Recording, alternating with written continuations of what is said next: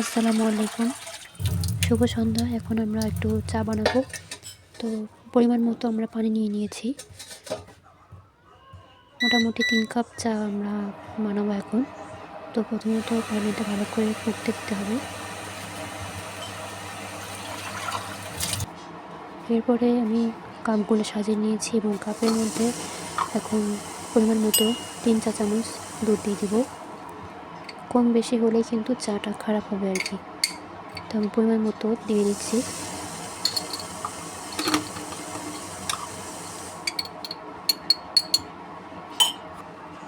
এরপরে ফুটন্ত পানিটা আমি দিয়ে ভালো করে এটা নাড়াচাড়া করে মিশিয়ে নিব। কিছুক্ষণ এটাকে ফুটতে দিতে হবে। ততক্ষণে আমি একটু মুড়ি মাখা খাচ্ছিলাম। তো এটা প্রায় হয়ে এসেছে। ওই যে উপরে সর টাইপ পড়েছে, সর এরকম পড়া মানে হচ্ছে চাটা যথেষ্ট সুন্দর হয়েছে আর কি, এবং পারফেক্ট কম্বিনেশন তৈরি হয়েছে। আমি কিন্তু এখনও চিনি দিইনি।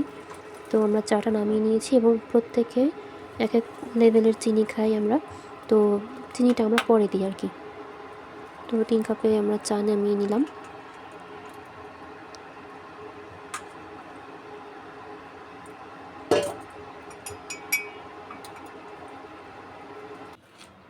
এরপরে আমরা যে যার পছন্দ মতো আমরা চিনি মিশিয়ে নিলাম আর কি।